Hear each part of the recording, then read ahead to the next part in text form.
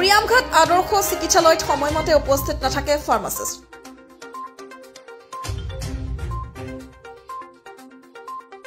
এখন আজব চিকিৎসালয়, সময়মতে আহে ডক্টৰ, আহে ৰোগী, দৰৱ দিবৰ বাবে নাথাকে ফাৰ্মাচিষ্ট।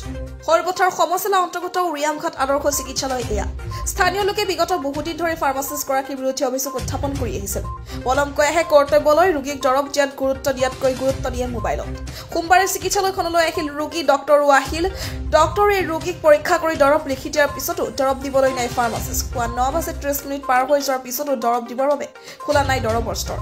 হাতত প্ৰেছক্ৰিপশ্যন লৈ ৰৈ থাকিবলগীয়া হয় ৰোগী। বহুবাৰ ৰোগীক তথা ৰোগীৰ অভিভাৱকক গুৰুত্ব নিদিয়াৰ অভিযোগ উত্থাপন হৈ আহিছে। এতিয়া উৰিয়ামঘাট আদৰ্শ চিকিৎসালয়ৰ সন্মুখত আৰু উৰিয়ামঘাট আদৰ্শ চিকিৎসালয়খনত প্ৰায় এটা অভিযোগ আমি শুনিবলৈ পাওঁ। সদায় এই অভিযোগটো শুনিবলৈ পাওঁ যে ইয়াত এগৰাকী ফাৰ্মাচিষ্ট আছে, কিন্তু ফাৰ্মাচিষ্টগৰাকী কেতিয়াও সময়মতে আমি উপস্থিত থকা দেখিবলৈ নাপাওঁ। আজিও এগৰাকী দুখীয়া ৰোগী এগৰাকী আহিছিল, কিন্তু ফাৰ্মাচিষ্টগৰাকী তেওঁ অন ডিউটি টাইমত তেওঁ অনুপস্থিত থকাৰ বাবে ৰোগীয়ে যথেষ্ট সময় অপেক্ষা কৰিব লগা হৈছিল। তাৰ উপৰিও সেই ফাৰ্মাচিষ্টগৰাকীয়ে মাজে সময়ে আমি এই অভিযোগটো শুনি আহিছোঁ, তেওঁ ৰোগীক একেবাৰে দুৰ্ব্যৱহাৰ কৰে।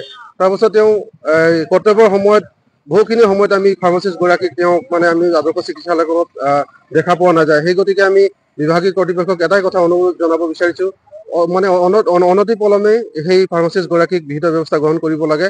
আৰু লগতে এটা কথা মই অনুৰোধ জনাব বিচাৰিছোঁ, উচ্চতম অথবা বিভাগীয় কৰ্তৃপক্ষসকলে মাজে সময়ে উৰিয়ামঘাট আদৰ্শ চিকিৎসালয়খনত পৰিদৰ্শন কৰি জনসাধাৰণৰ কল্যাণৰ অৰ্থে পৰিচালনা কৰাটো আমি আহ্বান জনাইছোঁ।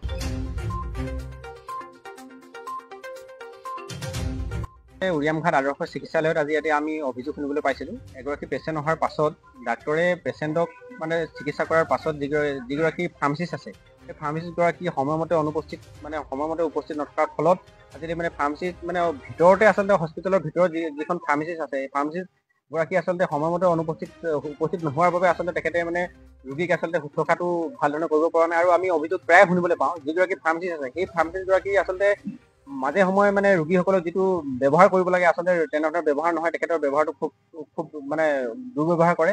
আচলতে আমি ঊৰ্ধ্বতম কৰ্তৃপক্ষ তথা বিভাগীয় কৰ্তৃপক্ষক আমি এটাই দাবী জনাব বিচাৰিছোঁ উৰিয়ামঘাট সীমান্ত আঞ্চলিক ছাত্ৰ সন্থাৰ তৰফৰ পৰা। আচলতে ৰোগীক সুবিধাৰ্থে আচলতে আদৰ্শ চিকিৎসালয়খন অসম চৰকাৰ তথা বিভাগীয় কৰ্তৃপক্ষই উৰিয়ামঘাটৰ জনসাধাৰণৰ বাবে স্থাপন কৰিছিল। কিন্তু যিগৰাকী ফাৰ্মাচিষ্ট আছে, সেই ফাৰ্মাচিষ্টগৰাকীয়ে ডাক্তৰে সময়মতে তেখেতৰ পেচেণ্ট চোৱাৰ পাছতো ফাৰ্মাচী হস্পিটেলৰ ভিতৰত ফাৰ্মাচিষ্ট থকাৰ পাছতো তেখেতে আচলতে দৰৱ পাতি যেনেধৰণে দিব লাগে তেখেতে দিয়া নাই।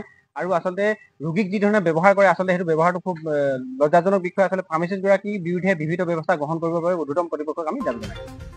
Report, the north east times.